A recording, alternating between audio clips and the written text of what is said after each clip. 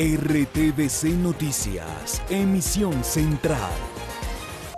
Este programa es para toda la familia. No contiene escenas de sexo ni violencia. Los menores deben estar en compañía de los padres o un adulto responsable. Contiene sistema closed caption. Este programa fue financiado con recursos del Ministerio de las TIC.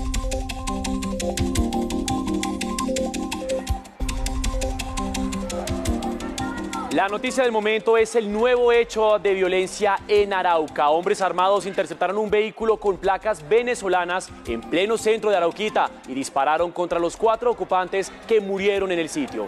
Por ahora se desconoce la identidad de las víctimas y los móviles del crimen. Vamos con nuestros titulares aquí en la emisión central de RTVC Noticias, conectados 24/7.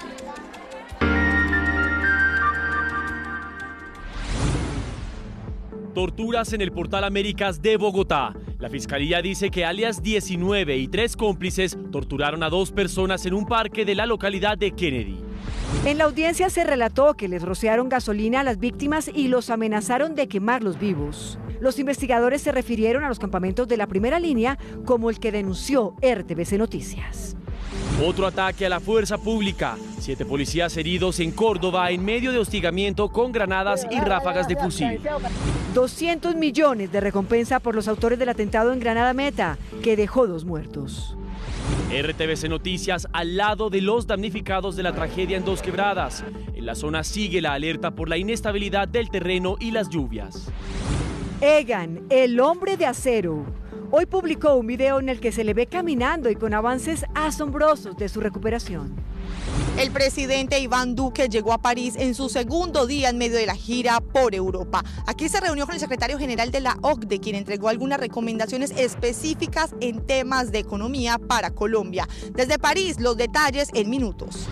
A partir de hoy, Colombia, mi elección. El sistema de medios públicos inicia el cubrimiento periodístico de las elecciones de 2022 en Colombia. En Colombia, mi elección, también estaremos conectados con las regiones. Radio Nacional de Colombia, RTVC y las distintas plataformas entran en la gran convergencia informativa para contarles todas las propuestas. Los candidatos a la presidencia reflexionan sobre la importancia de la televisión pública como oferta informativa en el debate electoral. Las respuestas en minutos en Colombia, mi elección. Pero los amigos de las motos están teniendo más accidentalidad. ¿Por qué? Porque superan, porque manejan como loquitos. Mensaje de la alcaldesa López a los motociclistas de Bogotá. Dice la mandataria que suben las cifras de accidentes.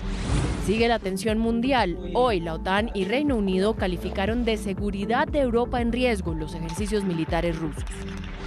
Esperen oportunidades. Atención bachilleres, les tenemos una convocatoria de becas en el exterior. Y en deportes, Nairo, el mejor de los colombianos en el Tour de la Provence, transmite Señal Colombia. Lucho Díaz ya jugó en la Premier, el Guajiro le fue muy bien en su partido de debut. Y como en RTVC Noticias seguimos celebrando nuestro premio CPB en Cultura, vamos a estar recordando los mejores momentos de esa pieza que nos hizo ganadores.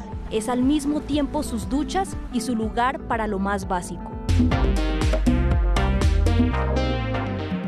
Atención a este caso que se conoció hoy en Bogotá. 2 personas fueron torturadas, según el relato de la Fiscalía, en pleno parque de la localidad de Kennedy, aledaño al Portal Américas. La revelación hace parte de la investigación de las autoridades en contra de alias 19 y 3 cómplices, quienes hoy fueron acusados formalmente. Stephanie Valencia está en la zona. Stephanie, ¿por cuáles delitos deben responder los acusados? Buenas noches. ¿Qué tal? Muy buenas noches, compañeros. Pues mire, ellos fueron acusados por los delitos de tortura, vandalismo y concierto para delinquir.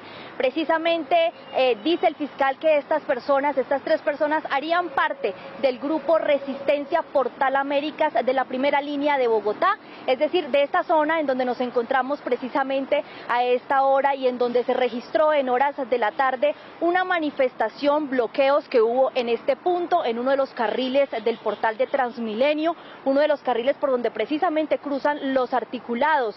Hubo presencia del SMAT, quienes después de varias horas dispersaron a los manifestantes. Pues bien, lo que ha dicho el fiscal del caso es que estas 3 personas habrían amenazado a sus víctimas con quemarlas vivas luego de haberlas amarrado y desnudado. Sergio Pastor González, alias 19, y otros 3 presuntos integrantes del grupo Resistencia Portal Américas fueron acusados de tortura y concierto para delinquir. Los hechos ocurrieron, según el fiscal del caso, en medio de las violentas jornadas de desmanes del paro nacional en junio de 2021.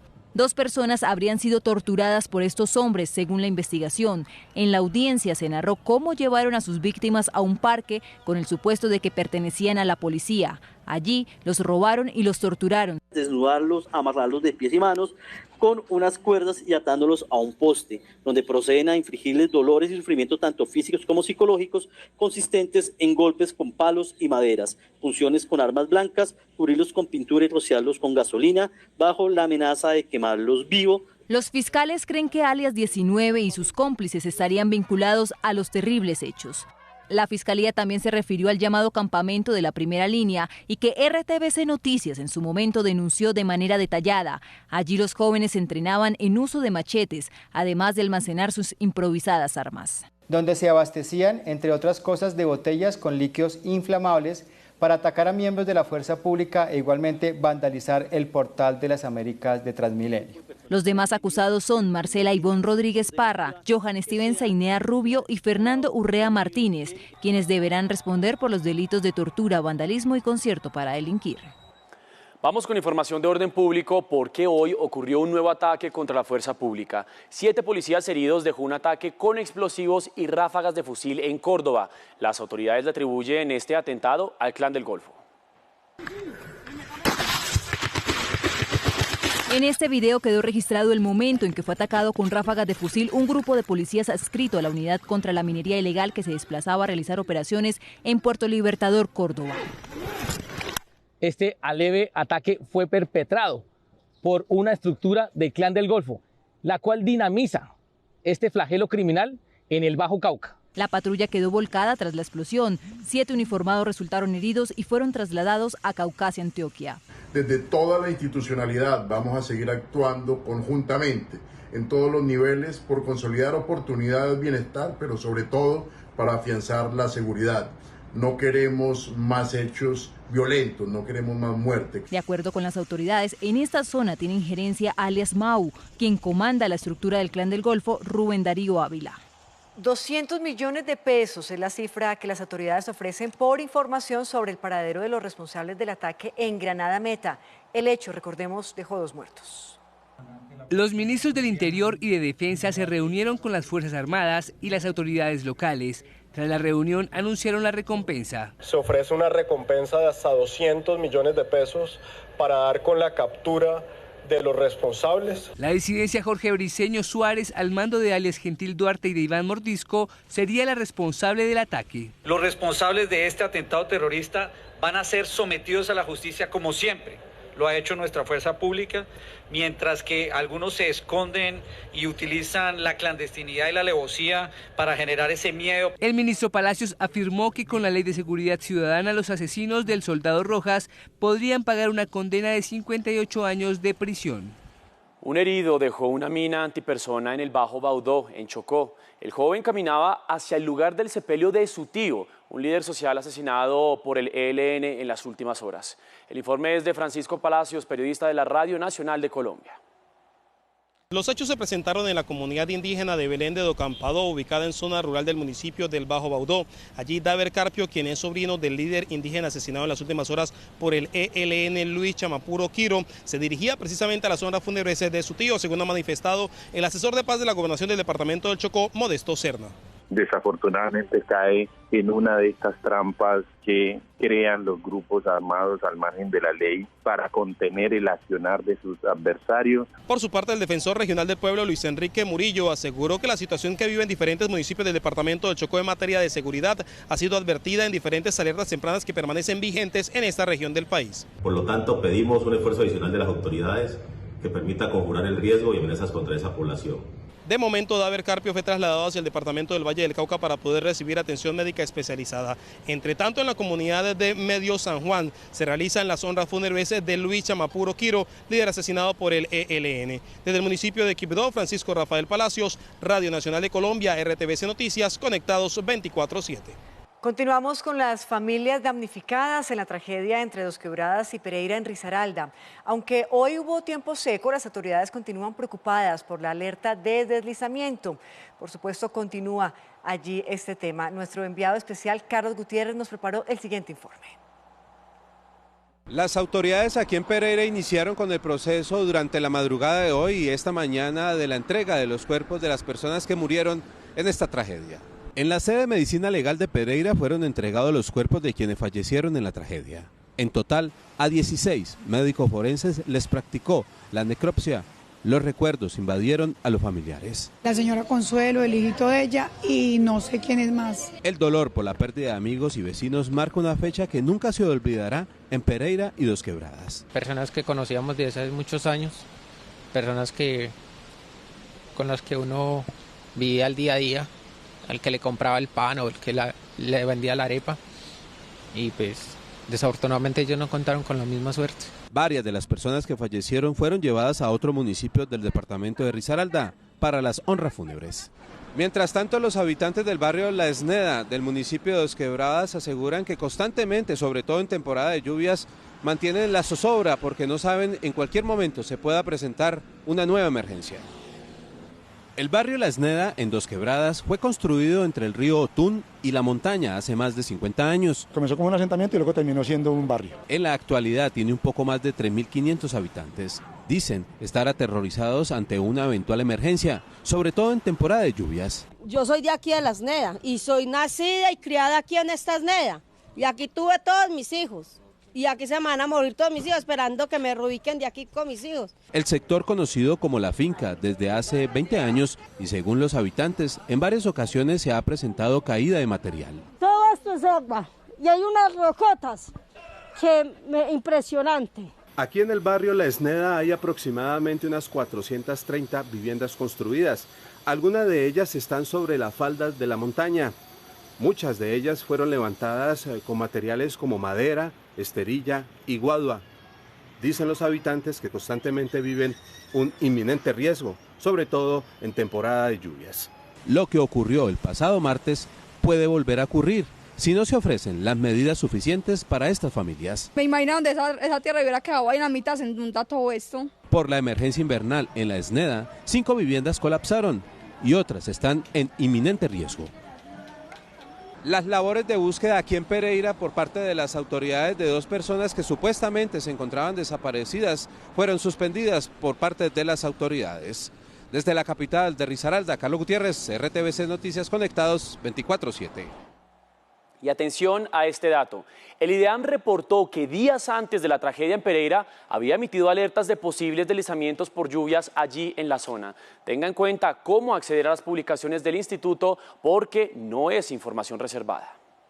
El IDEAM les facilita a las autoridades información diaria de las condiciones meteorológicas de todo el país. Se emitió el boletín de alertas hidrometeorológicas, dentro del cual en la parte de deslizamientos era específico que había una alerta naranja por deslizamientos en la zona de Pereira. La petición para gobernadores, alcaldes y entidades de atención de riesgo es que tomen en cuenta las alertas. Para que esos tomadores de decisión actúen y pues se puedan evitar cada vez más estos riesgos de esta población que lamentablemente sufre las consecuencias de estos desastres. Pero no es información privilegiada. Todos podemos conocer las advertencias diarias del IDEAM ingresando a www.ideam.gov.co, ir a la sección de pronósticos y alertas, ingresar a boletines, pronóstico de amenazas diarias por deslizamientos, seleccionar la fecha y ver el boletín que muestra el estado de cada región. En zonas del Pacífico y del occidente de la región andina, el piedemonte del Putumayo, donde las lluvias han estado bastante activas. Además de advertencias por deslizamientos, el IDEAM también entrega avisos por posibles emergencias de lluvias e incendios. Por su parte, el Ministerio de Vivienda anunció que destinará 9.000 millones de pesos para la atención y reubicación de los afectados por el deslizamiento ocurrido en el barrio La Esneda en Pereira.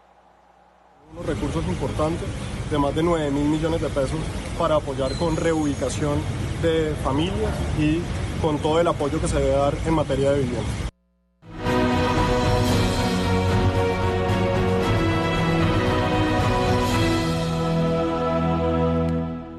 Vamos Vamos con buenas noticias porque la recuperación de Egan Bernal avanza muy bien. Hoy el ciclista publicó un video que muestra cómo camina 30 pasos frente a su casa. Los avances tras estar al borde de una silla de ruedas son asombrosos. Miren ustedes. Cada nueva puerta que se abre en esta corta historia resulta más conmovedora y llena de esperanza. Las mismas piernas capaces de dominar montañas pisan más fuerte como quien camina encima de su desgracia. Un héroe cada vez más humano atrapado en una especie de corset. Asoma una sonrisa de quien domina su destino paso a paso. En los mensajes que llenan sus redes, la admiración cambia de dimensión. No hacia el campeón del Tour y el Giro, sino hacia quien hace menos de 2 semanas tenía el cuerpo destrozado y relata su resurrección. Sus gestos solo expresan fortaleza, desde que abrió los ojos y comprobó que pudo ser peor, hasta que enumeró todas las partes de su cuerpo afectadas. Con ese ánimo de quienes creen en las segundas oportunidades, vuelve a dar otros primeros pasos, ya no con el instinto de niño, sino con la conciencia de quien sabe que otra carrera está empezando. Sus piernas asoman ligeras, su fortaleza de hierro. En la mitad, su gesto de victoria se traduce en la prueba de que el campeón está por encima de su destino. Apenas se acomoda a un mundo raro, con la rapidez que lo hace sobre la carretera, a una velocidad que impresiona, hasta que se recuerda cómo conquistó el título más importante del ciclismo para Colombia.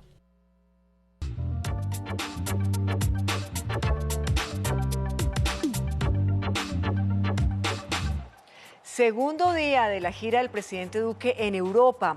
El mandatario tuvo hoy una reunión con la OCDE en París en la que recibió recomendaciones. Luisa Barberi, muy buenas noches, adelante. Durante la tarde, el presidente Iván Duque se reunió con el secretario general de la OCDE aquí en París. Esto después de que Colombia se convirtiera en un miembro de esta organización. El secretario general ha dicho que Colombia ha tenido una recuperación importante de la economía después de la pandemia por COVID-19, pero resaltó que es necesario hacer unos esfuerzos en materia fiscal, pensional y laboral.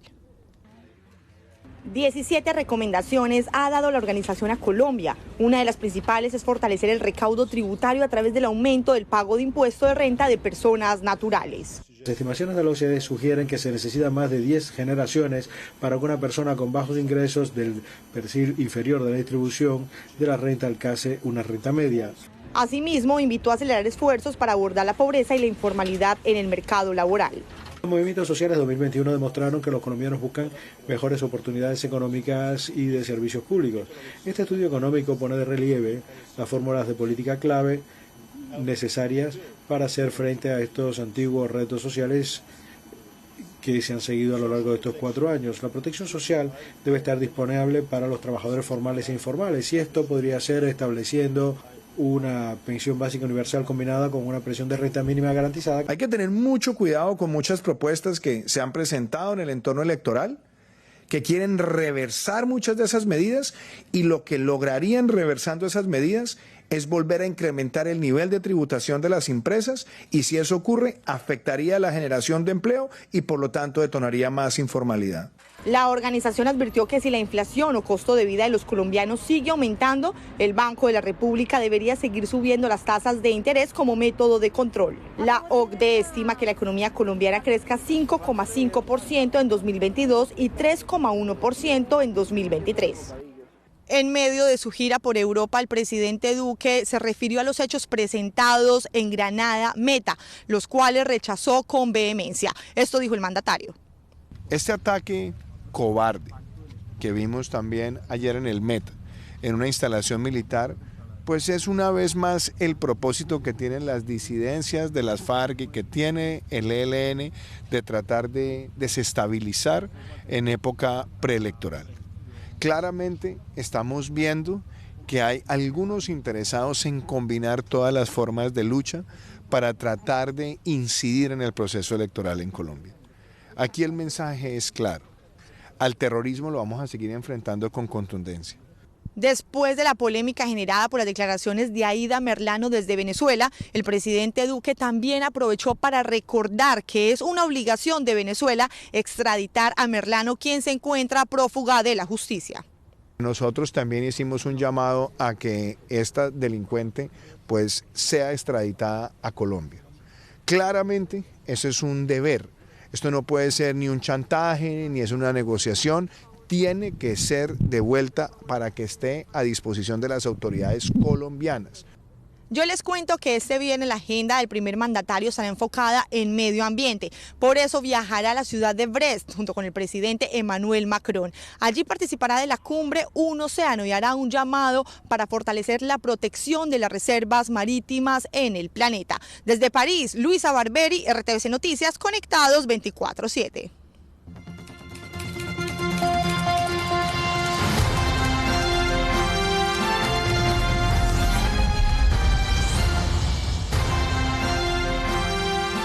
Hoy inicia la gran convergencia del sistema de medios públicos de RTVC para el cubrimiento especial de las elecciones 2022. Todas nuestras marcas, las marcas de la casa, Radio Nacional de Colombia, Canal Institucional, Señal Colombia, Radiónica, Señal Memoria, RTVC Play y por supuesto RTVC Noticias, nos unimos para que ustedes estén informados de los detalles del proceso electoral. Hoy nace Colombia, mi elección 2022. En el siguiente informe les contamos de qué estamos hablando. Colombia, mi elección 2022 representa el compromiso del sistema de medios públicos con el país y con sus decisiones fundamentales.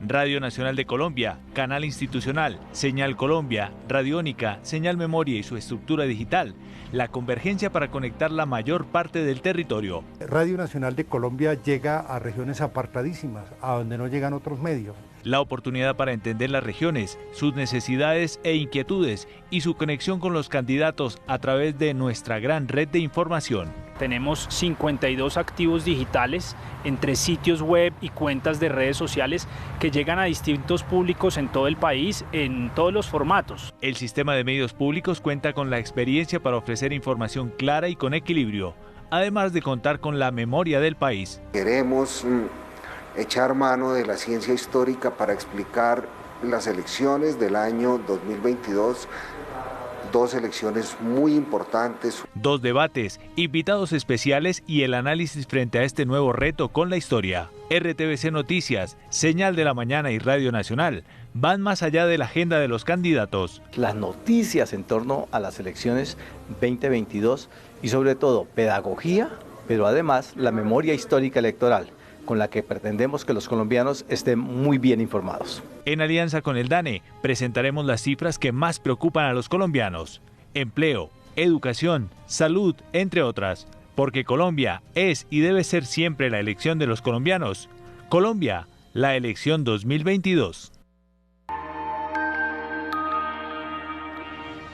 Colombia tiene la democracia más antigua de América Latina. Conocer la evolución de los procesos electorales que le dan al país ese valor tiene en Señal Memoria una herramienta única que nos sirve, por supuesto, de testimonio sin igual. Por eso, Señal Memoria hace parte fundamental de Colombia, mi elección 2022. Ese pequeño gesto rápido, masivo y sencillo manifiesta el lado más trascendental de la democracia. En la historia, representa más de 200 años ininterrumpidos desde que en la patria boba se eligió por primera vez. Su carácter experimental y naciente solo permitió a los hombres mayores de 25, ricos, casados y educados, votar por unos delegados que elegirían a otros. Luego, la condición de los años quedó en 21 y a mitad del siglo XIX, cuando solo el 5% de los hombres podía elegir, se acabó la condición de ser rico. Cambió el siglo, las costumbres y la patria. Miles en masa pudieron acceder al ejercicio democrático, pero solo hasta 1954 terminó la más excluyente de las condiciones: ser hombre. Desde 1975 se puede también votar a los 18 años. Gracias a este ejercicio de participación, se han elegido presidentes, congresistas, asambleístas, concejales, en su momento magistrados, desde 1988 gobernadores y los primeros 1009 alcaldes. Se hicieron 2 plebiscitos y se eligieron a quienes hicieron la Constitución del 91, entre otras. Hoy, sin contar el resultado de las consultas, al menos 20 aspiran a la Casa de Nariño, otros 925 a un lugar en el Senado y 1.893 a uno en la Cámara. Sin más condiciones que ser libre, tener 18 años y no estar en la fuerza pública, se abre un nuevo desafío al país para la democracia más antigua de América. Y como saber la trascendencia de cada suceso es tan importante, también contaremos con expertos a través de sus análisis, de sus estudios o de sus cifras que nos ayuden, por supuesto, a definir a los electores.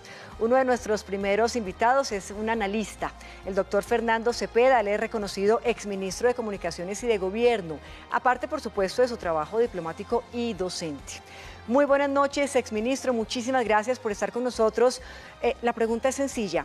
Considerando que estamos a un poco más de un mes de las primeras elecciones, ¿cuál es su opinión sobre el proceso que estamos viviendo? Bienvenido.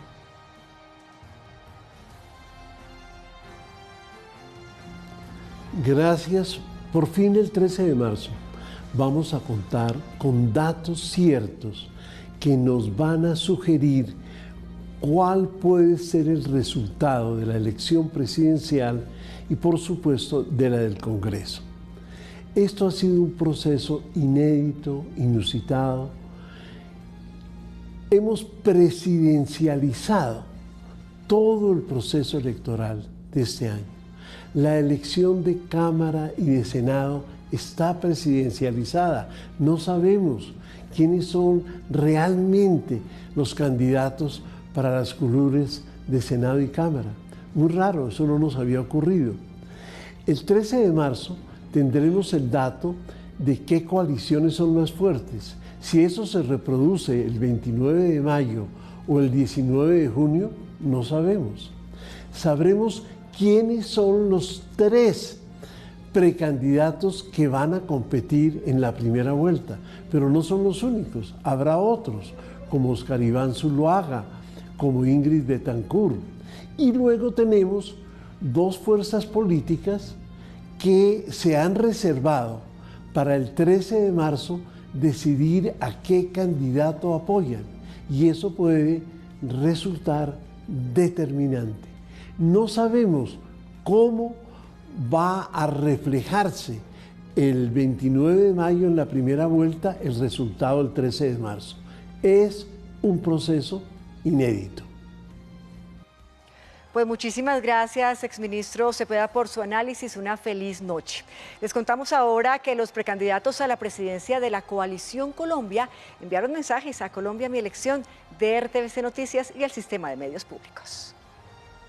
Colombia Mi Elección. Un abrazo para todos en el Sistema de Medios Públicos integrados por RTVC, Señal Colombia, Radio Nacional de Colombia, Radiónica y sus plataformas digitales. Miren, sin duda los medios públicos cumplen un papel fundamental y hacen un aporte enorme a la democracia del país con el cubrimiento de las campañas y la pedagogía para que los ciudadanos se informen bien y salgan a votar. Un saludo a todos los colombianos en las distintas regiones del país. Los medios públicos llegan a los últimos rincones de Colombia y además no tienen intereses de negocio ni de nada distinto. Incluso es interesante que se tenga la perspectiva del gobierno.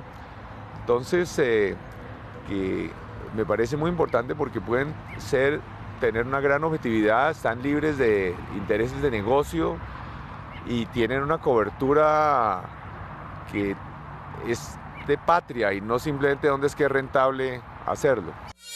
Un saludo muy especial a la red de medios públicos, a RTVC, a la Radio Nacional, a Radiónica. Gracias por la labor que hacen, equilibrada, transparente, informando a todos los colombianos de esta campaña electoral, por permitirnos hablar de nuestras propuestas, de los planes y acciones que tenemos, de este recorrido por el país y sobre todo en mi caso, de las luchas que hemos dado contra las roscas y que seguiremos dando frente a esas minorías que le quitan las oportunidades a la mayoría de los colombianos. Se elige el nuevo Congreso de la República, nuevos senadores, nuevos representantes a la Cámara, así como las consultas presidenciales. Espero que a través de este medio, RTVC, llegue a todos los rincones de Colombia con esa información objetiva, responsable y sabia, como siempre la han transmitido. Que todos los colombianos conozcan, aún en el exterior, de lo que es este proceso electoral. Desde la coalición Pacto Histórico, los aspirantes a la presidencia también hablaron del lanzamiento de Colombia, mi elección, de RTVC Noticias y el sistema de medios públicos. La comunicación pública es justamente para que la ciudadanía se entere, más allá de cualquier interés de un medio privado, qué es lo que está ocurriendo en su país y cuáles son las propuestas de los candidatos y candidatas. Y por supuesto tiene un reto fundamental que es fortalecer la democracia, y la democracia se fortalece a través de lo público. Así es que felicitaciones pues por este paso más que necesario, que ojalá tenga la relevancia necesaria en un país democrático. Tengo la plena seguridad que hay que fortalecer los canales públicos para que puedan competir a la par de los canales privados. En nuestro gobierno tengan la plena seguridad que serán muy bien fortalecidos para que el país siga teniendo esas gratas noticias que ustedes brindan. Gracias, no dejen de informar y les mando un abrazo. Saludos. Y los candidatos de la coalición Centro Esperanza también se sumaron a estos mensajes. Por supuesto, por el arranque del cubrimiento especial Colombia, mi elección 2022. Se aproximan unas elecciones cruciales para nuestro país y el cubrimiento que los medios hagan sobre la contienda electoral es fundamental para que los colombianos, las colombianas sigan la agenda de cada candidato, que conozcan nuestras propuestas, se informen bien y voten muy bien. Así pues que felicito a RTVC Noticias, Señal Colombia, Radio Nacional y Radiónica por su interés de mostrarle a los colombianos y las colombianas de las regiones los detalles más importantes de esta campaña. Y les deseo muchos éxitos en sus cubrimientos. El valor, la importancia del sistema de medios públicos como fuente de información que cubre todo el territorio nacional. Es muy importante la labor que ustedes desempeñan en servicio de la ciudadanía y del derecho fundamental al acceso a la información. Pero sobre todo, les hago un llamado para que nos ayuden a hacer pedagogía para que la gente vote, participe, para que la gente además sepa cómo votar. No se equivoque votando, es muy importante la labor que ustedes hacen, el espacio que brindan a la democracia, las garantías para todos los candidatos. Un saludo cordial a RTVC y a los medios públicos de comunicación que van a cubrir el certamen electoral o todas estas semanas de competencia electoral. Un saludo muy especial y desearles pues que hagan este cubrimiento con toda objetividad que los medios públicos podrían hacer. Entonces, bueno, mis saludos y mis agradecimientos porque hagan estos cubrimientos que son tan importantes para todos los colombianos. Los medios públicos de comunicación son los medios de todos y van a jugar un papel fundamental en el fortalecimiento de nuestra democracia en esta contienda electoral. Yo quiero valorar en particular el papel de RTVC, como informa a los colombianos, la capacidad que tiene de llegar a todos los rincones de nuestro país, y vuelvo y repito, a informarnos de manera objetiva sobre esta elección que va a ser definitiva para el futuro de nuestro país. Quiero celebrar que el sistema de medios públicos pueda trabajar por fortalecer la democracia, que sean las ideas y las propuestas las que se discutan en estas elecciones para resolver los problemas de pobreza, de violencia, de hambre, de corrupción que tiene este país. Saludar a RTVC y esperar que estas sean unas elecciones transparentes en las que gane el candidato que pueda resolver y presentar propuestas para resolver los problemas de todas y todos los colombianos. Y candidatos y precandidatos de otros partidos políticos y sectores independientes también se sumaron a los mensajes sobre la importancia de la estrategia del sistema de medios públicos en Colombia, mi elección. Quiero enviarle un saludo y un reconocimiento al sistema de medios públicos en este proceso electoral. Los medios de comunicación forman parte del balance necesario en una democracia. Por eso es importante protegerlos, para que se expresen con absoluta libertad y ejerzan su función de transmitir conocimiento e información a la sociedad. Creo que el papel de los medios de comunicación es importantísimo en estas elecciones, donde la gente no quiere escuchar más promesas de los políticos. Lo que quieren escuchar los ciudadanos es a alguien que le hable de cómo se van a solucionar los problemas del país, que no tienen solución si no se soluciona primero la corrupción y la politiquería. Los invito a seguir el sistema de medios públicos colombiano para que podamos enterarnos de todas las minucias de las elecciones, podamos tener acceso a pedagogía electoral, saber cómo tenemos que aproximarnos a las urnas, qué tenemos que llevar, qué tenemos que pedir, de manera que podamos cambiar de una vez por todas el sistema político colombiano y sobre todo derrotar la corrupción. Queremos reconocer a Señal Colombia como un medio objetivo, claro, que permite que la información fluya con toda transparencia en todo el pueblo colombiano. Y celebramos su participación en el cubrimiento de las próximas elecciones, tanto al Congreso como a la Presidencia de la República. Desde nuestra campaña a la Presidencia de la República, John Milton Rodríguez, presidente, les ofrecemos toda la información, toda la apertura para acompañar esa buena gestión comunicacional. Le envío un saludo muy especial a los que integran el sistema de medios públicos de Colombia, RTBC Noticias de Señal Colombia, igualmente Radio Nacional de Colombia y Radiónica y todas sus plataformas digitales.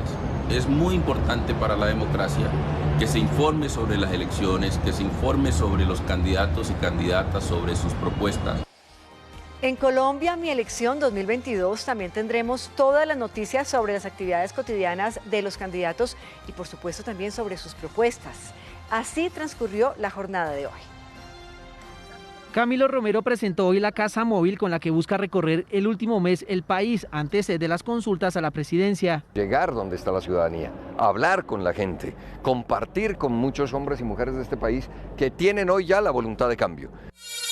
Alejandro Gaviria participó en un debate organizado por la Universidad del Norte en Barranquilla. Allí fue visto cerca a Ingrid Betancourt, que criticó sus apoyos políticos. Más que una reconciliación, hubo un diálogo cordial de un minuto. Y básicamente lo que quiero decir es respeto en medio de las diferencias. Es mostrar que el debate político puede hacerse en ese sentido. Ingrid Betancourt expuso durante el debate en la Universidad del Norte en Barranquilla que la contienda electoral debe estar por fuera de la política tradicional. Para mí la decisión es una: no podemos pactar con las maquinarias. Las maquinarias son la semilla con la cual empieza la corrupción en Colombia. Gustavo Petro tuvo agenda en Mompox, Mangangué y Barranquilla, en la región Caribe. Hizo parte también del debate de la Universidad del Norte. Ser pilo paga que quedan en el margen, que terminan subsidiando la universidad privada, sino un derecho a la educación superior que implica un sistema de educación superior público. Francia Márquez dialogó con jóvenes en Barranquilla sobre la importancia de combatir la corrupción. Lo natural era comprar votos, lo natural era la corrupción. Eso tiene que cambiar y ese es un cambio que no lo van a hacer los que están acostumbrados a esa política.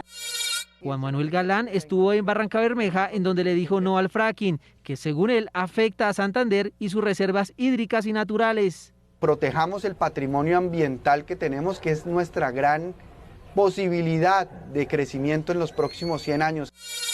Enrique Peñalosa aseguró que hará una reforma urbana profunda para garantizar vivienda de calidad de todos los barrios de las diferentes ciudades del país. La tierra ahí está, y si el Estado colombiano decide que esa tierra hay que adquirirla para que las ciudades crezcan donde debe ser y como debe ser, así haya que pagarla con bonos a muchos años.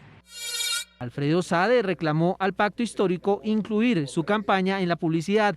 Asegura que en algunas regiones el material entregado no se refleja su candidatura. Errores infantiles como esos, que aunque parecieran errores, uno los ve como unos temas, como lo expresé ayer y la reunión de anoche con nuestro equipo, lo hacen premeditadamente.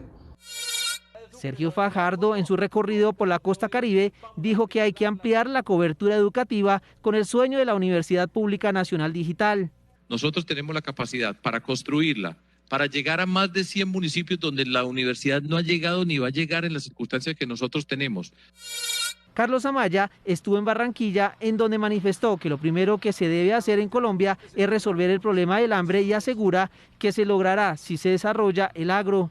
En Barranquilla, el 66.1% de las personas no comen 3 veces al día. Y están hablando de Fórmula 1 y que no pasa nada. Jorge Enrique Robledo recorrió Cartagena, en donde habló con la ciudadanía y escuchó sus inquietudes y planteó soluciones a las problemáticas de la Heroica. He luchado de verdad en la defensa del pueblo caribe. Yo estuve en todos los debates contra la corrupción de Electricaribe. Alejandro Char estuvo en Valledupar compartiendo con la comunidad las experiencias de gestión de gobierno territorial. Federico Gutiérrez, Oscar Iván Zuluaga, Arelis Uriana, Aide Lizarazo, David Barguil, John Milton Rodríguez, Luis Gilberto Murillo, Rodolfo Hernández tuvieron agendas privadas o no realizaron actividades antes de esta emisión. Así los esperaremos por todos nuestros medios en la emisión del mediodía, del fin de semana y por supuesto de las 7 de la noche. Como ven, es la información más completa en el sistema de medios públicos y aquí en RTVC Noticias. Acompáñenos y nosotros les ayudaremos a tomar la mejor decisión, por supuesto, informada en elecciones. Colombia, mi elección 2022.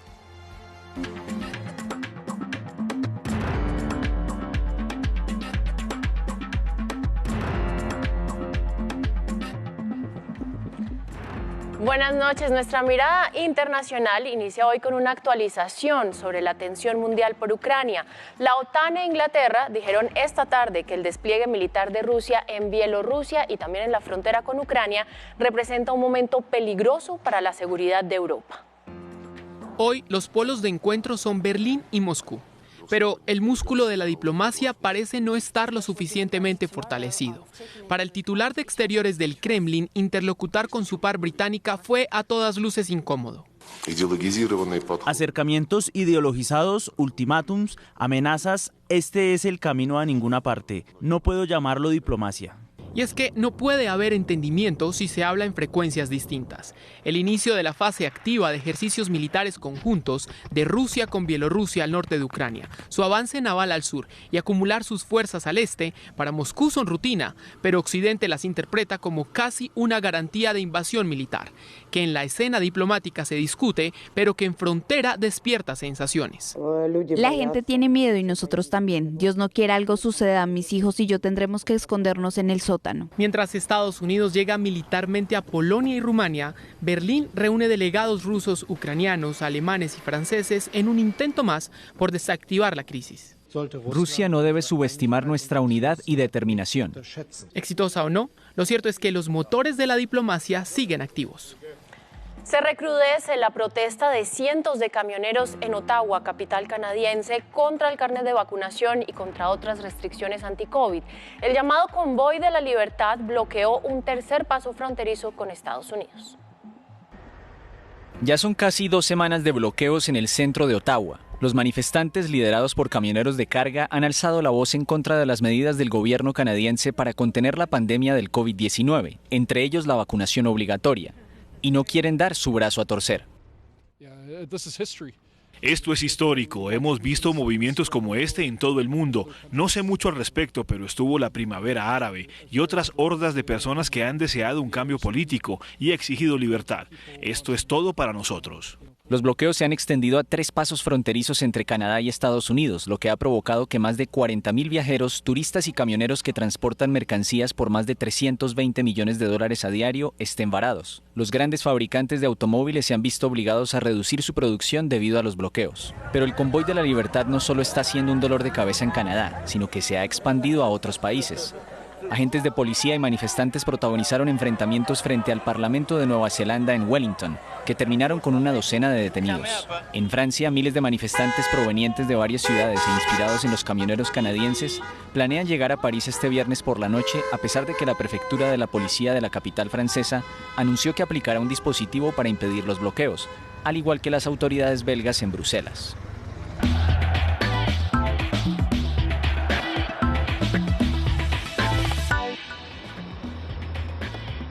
Muy buenas noches, bienvenidos a la información deportiva. Desde este jueves y con transmisión por Señal Colombia comenzó el Tour de la Provence y allí, pues en esta primera etapa que fue una contrarreloj individual, el mejor colombiano fue Nairo Quintana, que está ubicado 37 o quedó ubicado en esa posición a 31 segundos del italiano Filippo Ganna. Pero el informe es de nuestra experta en ciclismo Goga, Georgina Ruiz Sandoval.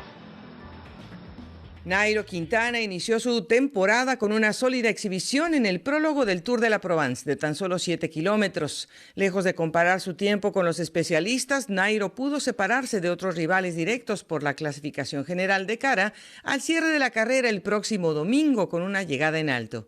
Superó por 7 segundos a Richard Carapaz y por 33 a Iván Sosa.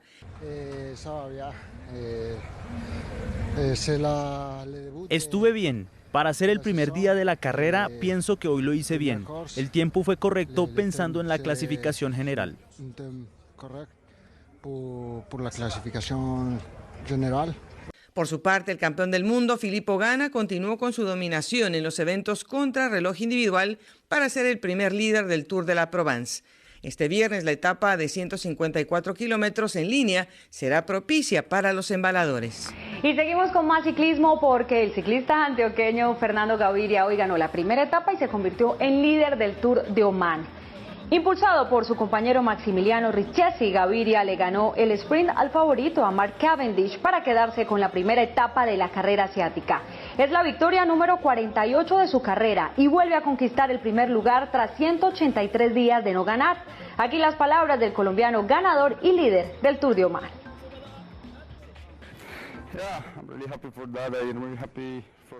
Estoy muy feliz por venir a este hermoso país y ganar.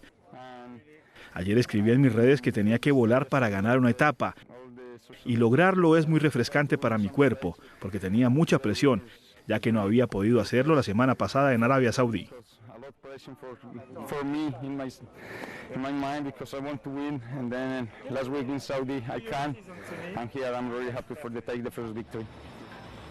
Y hoy las bielas son protagonistas con el Soachuno Daniel Felipe Martínez, que por tercera vez se coronó campeón en la contrarreloj de los nacionales de ciclismo que se disputan en Pereira. El ciclista de Ineos tuvo un tiempo de 43 minutos y 27 segundos que lo llevó a ser el mejor por delante de sus compatriotas Esteban Chávez y Diego Camargo, quienes ganaron plata y bronce respectivamente. Martínez ya había logrado este título en 2019 y en el 2020. Además, en 2018 terminó segundo. Por parte de las mujeres, la gran ganadora fue Lina Hernández. Más adelante, más información deportiva.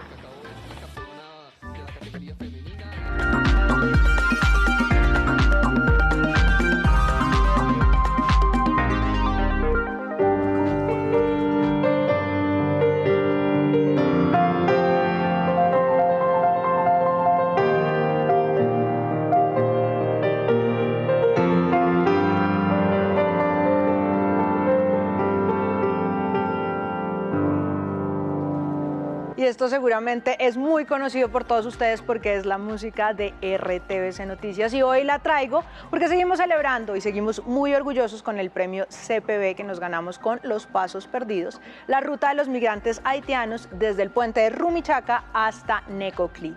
A mí hay varias cosas que me parecen admirables en el trabajo de mis compañeros. La primera es que es un reportaje muy bien hecho desde el periodismo literario. Entonces, ¿qué tiene que tener un reportaje? Fuentes, investigación, narración, contrastes, escenas, todo eso ustedes lo pueden ver ahí. Pero hay algo en lo que quiero que se fijen y es cómo comienza. Fíjense cómo empezó el primer capítulo de Los Pasos Perdidos. El propósito de tener un mejor futuro en el que se empeña el vendedor de perfumes Bref Franky quedó una vez más a prueba en esta calle de Cali. Son las 9 de la mañana y está dispuesto a intentar llegar a Estados Unidos en un Chevrolet Spark. Se sale por completo de esa idea de las noticias en las que de entrada a uno le cuentan qué pasó, ¿no? Si esto hubiera sido una noticia, habría sido como en Rumichaca comienza la ruta de los migrantes haitianos. Esto no, esto se preocupó por crear una atmósfera sensible para comenzar la narración.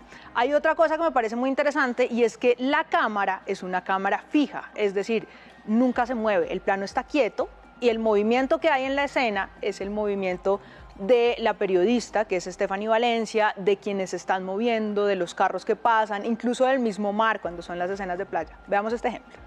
Hombres que arrastran su vida entera en una carretera y gente, mucha gente que se apila en las esquinas como encaramada entre sus bolsas y maletas porque están listos para abordar.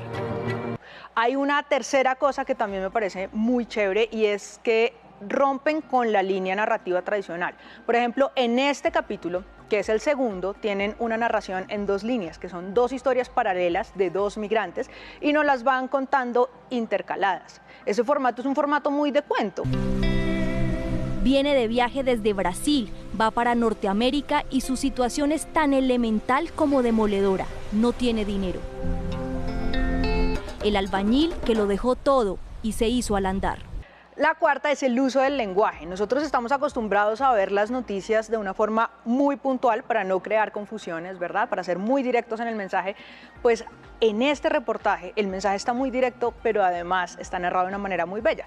Por ejemplo, miren esta metáfora que ocurre en el último capítulo, en el que comparan la playa de Necoclí a la que llegan con el paraíso, pero después dicen, mire, como está llena de migrantes, como ya no es este paisaje maravilloso del mar, se parece al purgatorio. En las caídas de sol que tiñen las aguas del Caribe y en el sonido y el horizonte que suelen ser la más exacta definición de paraíso terrenal. Pero hay jardines del Edén que pueden llevar un purgatorio adentro. Las playas de Necoclí están atravesadas por el drama y el dolor. Yo creo que no hay nada más que decir, solamente volver a felicitar al equipo responsable de esto, Jairo Patiño, Stephanie Valencia y Arturo Almanza. Aplausos. El poder de las imágenes, de las emociones y de la realidad son herramientas indispensables para la narración de historias. En palabras de Fidel Cano, director del diario El Espectador, la televisión es un medio esencial en la formación de una buena ciudadanía por su gran penetración. Y esas características permitieron que en la Noche de los Mejores, como es llamada la ceremonia de premios del Círculo de Periodistas de Bogotá, RTVC Noticias se destacara. Y el ganador en la categoría televisión es Los Pasos Perdidos, la ruta de los haitianos por Colombia. La periodista Stephanie Valencia, el realizador Arturo Almanza y el jefe de información Jairo Patiño, apoyados por un grupo de profesionales, lograron narrar, escribir, grabar y sacar al aire el recorrido de 1.700 kilómetros que los migrantes han hecho por la costa pacífica colombiana como paso al sueño americano. Yo tengo 15 personas, ¿a cuánto? Una radiografía de lo vivido por miles de viajeros, traducida en 8 valiosas entregas que fue premiada por los jurados. Este informativo, este sistema de medios públicos se logra consolidar y logra mostrar la calidad de sus contenidos y de su equipo humano. Cientos de horas de trabajo fueron dedicadas a construir y relatar lo que sucede en el viaje desde el sur del país hasta la frontera con Panamá. Para poder vivir en carne propia la realidad de los haitianos en Colombia. Y de manera especial, presentando las voces y traduciendo las sensaciones de miles de valientes decididos a dejarlo todo por lograr sus sueños. De hacer estos reportajes de manera documental, bajo una óptica de sensibilidad y de respeto hacia las cosas que estamos registrando. RTVC Noticias en menos de un año se ha convertido en el noticiero de las regiones y la estatuilla recibida, prueba de un trabajo periodístico serio, lo demuestra. La alegría de recibirlo hincha el pecho y marca la pauta para seguir informando de punta a punta. Seguiremos celebrando y trabajando por quienes nos han dado la oportunidad de contar historias, nuestros televidentes. El reto continúa. Vamos con más noticias. La alcaldesa de Bogotá les llamó la atención a los motociclistas. Dijo que durante la medida de pico y placa extendida han excedido los límites de velocidad y han causado accidentes. Pues hablamos con los usuarios y esto nos dicen. Para la alcaldesa de Bogotá, los motociclistas han abusado de su libertad de movilidad desde cuando entró a regir el pico y placa todo el día. El mayor espacio y mayor velocidad no es para salir como locos por las calles. Claudia López reveló que la accidentalidad en moto ha aumentado en el último mes. Pero los amigos de las motos están teniendo más accidentalidad. ¿Por qué? Porque manejan como loquitos. Nos superan más de los 50 kilómetros de velocidad, sobre todo en las noches. Eso es mentira porque aquí no puede andar más de 50, vea. Usted mismo lo puede ver ahorita. Y la ciudad está igualita prácticamente. Y la exceso de velocidad no se puede andar más ni a 30 ni a 40 kilómetros en la ciudad. Entonces la alcaldesa yo no sé qué está hablando. Acudimos a la Secretaría de Movilidad para corroborar la versión de la alcaldesa y pese a la insistencia no fue posible obtener una respuesta. Pero sí tuvimos acceso al reporte oficial de la Policía de Tránsito que revela, por el contrario, una disminución de 28 y 22% en los muertos y heridos por accidentes en moto en comparación a 2021. Es ilógico que diga eso. ¿Siguen transitando igual? Sí, señora. ¿Cuánto es el límite de velocidad máximo que usted tiene? Pues acá 50, 40 no paso de ahí. Exceden mucho la velocidad, son muy imprudentes, la mayoría. La alcaldesa ha dicho que cambiaría la libertad con la que los motociclistas se mueven por la ciudad si se evidencia un aumento en la compra y circulación de motos. Y según Fenalco, en 2021 creció 40% la venta.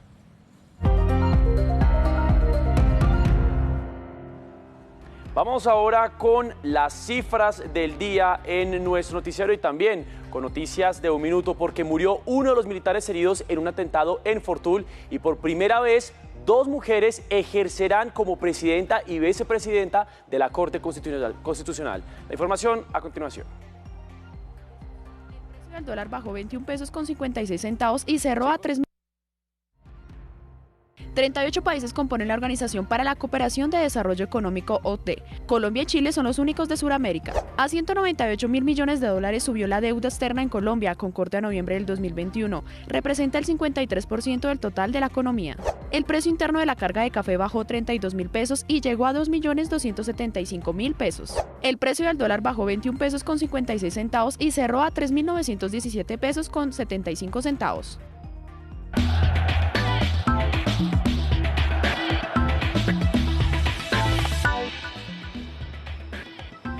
Y seguimos con más deportes. Ahora hablemos de cómo les fue hoy a los colombianos por el mundo, más precisamente en Europa. Pues hoy debutó en la Premier League Luis Díaz, porque el partido que tuvo ante el Cardiff hace unos días fue por la FA Cup y hoy contra el Leicester. Pues también James Rodríguez tuvo algunos minutos, 20 en total con su equipo el Al Rayyan. Vamos a hacer un recorrido de cómo le fue a Luis Fernando Muriel, a Juan Guillermo Cuadrado. Aquí con ustedes el resumen. 7.5 fue la calificación de Luis Díaz en su partido debut en la Premier con el Liverpool, que venció 2-0 al Leicester. Mucha movilidad y trabajo colectivo fueron la constante en el primer tiempo, en la que recibió incluso una fuerte falta sin consecuencias.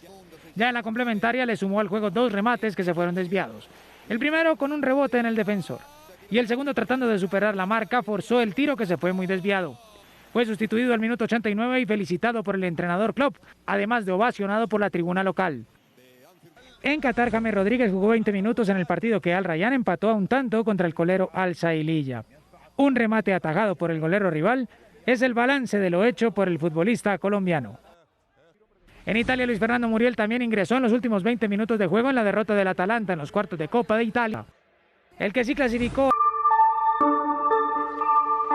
Y llegamos a oportunidades. Atentos estudiantes de todo el país que quieran estudiar su pregrado en el exterior. El ICETEX ofrece becas en Azerbaiyán. Vean de qué se trata.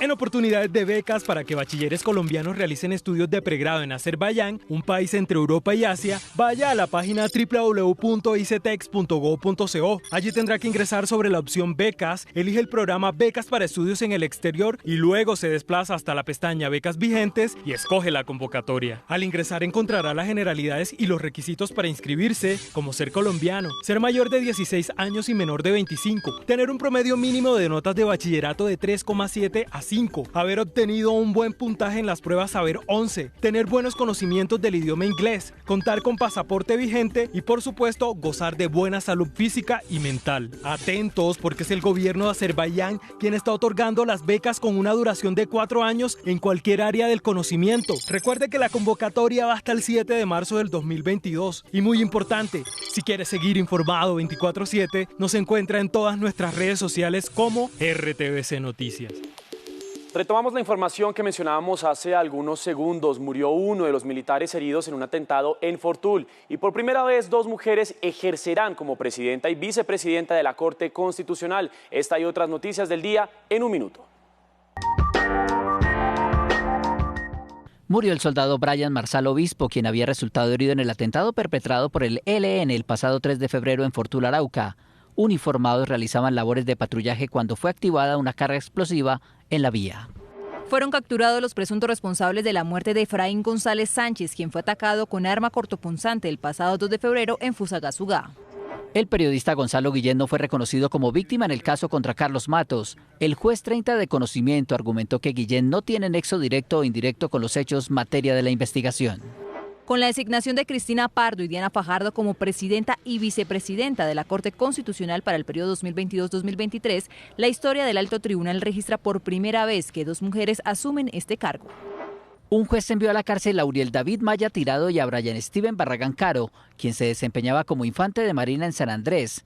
Estos sujetos son señalados de extorsionar a un sacerdote en Granada Meta.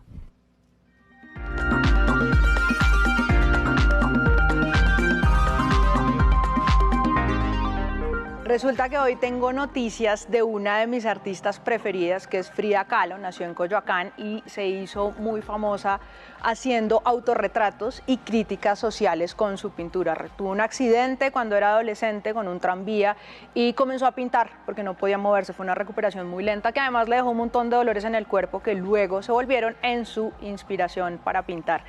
Se casó con Diego Rivera, muralista mexicano, muy talentoso también. Fue un matrimonio bastante complicado, él era muy infiel, ella después también. Bueno, el caso es que por ahí las cosas no funcionaron, pero los dos como artistas fueron absolutamente brillantes. Ahora les quiero preguntar a ustedes, ¿qué tiene que ver el arte con la política? No solo que la buena política es todo un arte, también se mezclan si hay un tesoro de por medio. En México, por una puja económica, una colección privada podría salir del país y el principal opositor de la idea es el presidente de la República. Así que aquí en la monarquía de la sección de cultura tenemos como invitada a la embajadora de la sección internacional, Camila Bradford, que preparó para ustedes la siguiente nota.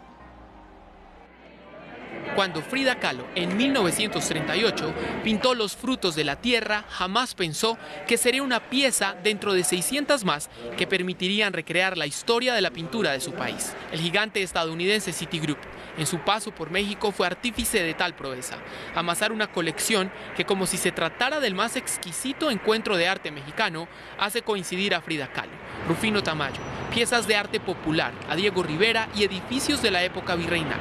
Son el complemento de las obras que se encuentran en los museos públicos, como el Museo Nacional de Arte o el Castillo de Chapultepec o incluso el Museo de Arte Moderno también. La venta de Banamex por parte del gigante hace temer que la colección se fragmente o salga del país, haciéndolo sin duda foco de interés nacional. El patrimonio cultural, vamos a estar pendientes, buscando que quede en nuestro país. Banamex inició operaciones en 1884. Desde entonces ha amasado la colección de incalculable valor artístico y cultural, un tesoro al que México no va a renunciar. RTBC Noticias, emisión central. Me conoces, mírame bien si sabes de mi padre, mi madre o mis abuelos. Quiero sentir la alegría. Me conoces, ven por mí. Es tiempo de encontrarnos. Dame todo tu apoyo, muéstrame el camino para ser un campeón. Me conoces, soy yo. Me conoces, ven por mí. Me conoces, mírame bien si sabes de mi padre, mi madre o mis abuelos. Quiero sentir la alegría. Me conoces, ven por mí. Es tiempo de encontrarnos. Dame todo tu apoyo, muéstrame el camino para ser un campeón. Me conoces, soy yo. Me conoces, ven por mí. Me conoces y aquí estoy. A continuación, Tuyo es mi corazón. Este programa es para toda la familia. No contiene escenas de sexo ni violencia. Los menores deben estar en compañía de los padres o un adulto responsable. Contiene sistema closed caption. Este programa fue financiado con recursos del Ministerio de las TIC. Tuyo es mi corazón, oh sol de mi querer. Tuyo es todo mi ser, mi amor, te consagré. Mi vida la embellece una esperanza azul. Mi vida tiene un cielo que me diste tú. Tuyo es mi corazón, oh sol